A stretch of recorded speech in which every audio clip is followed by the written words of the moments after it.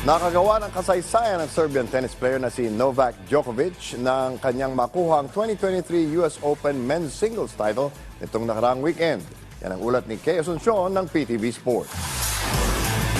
Matapos tanghaling pinakabagong US Open champion, maituturing ang 36-year-old Serbian netter na si Novak Djokovic na ang may pinakamaraming Grand Slam singles title sa men's elite division sa kasaysayan.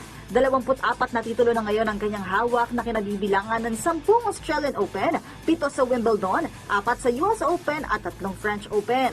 Naging posible ito ng daigin ni Djokovic si Daniil Medvedev ng Russia, 6-3, 7-6 at 6-3 na ginanap sa USTA Billie Jean King National Tennis Center nitong weekend.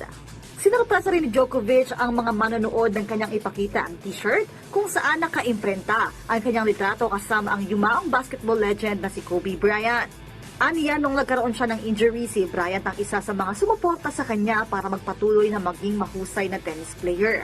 Malaki ang epekto ng pagkawala ni The Black Mamba kay Djokovic at nais niya itong bigyan ng pagkilala sa pagsungkit niya ng kanyang 24th Grand Slam singles title na kapareho rin ng jersey number 24 na gamit noon ng Los Angeles Lakers cager sa NBA. Ngayong taon na itala rin ni Djokovic ang kasaysayan bilang unang player na nagawang manalo ng 3 mula sa 4 na Grand Slam title. Mula sa number 2 spot ng Association of Tennis Professionals o ATP, balik na rin ngayon si Djokovic sa tuktok ng rankings, hawak ang 11,795 points. Katabla na ngayon ni Djokovic ang Grand Slam singles title record ng dating top female tennis player na si Margaret Court mula sa Australia. Kay Asuncion para sa Bayan.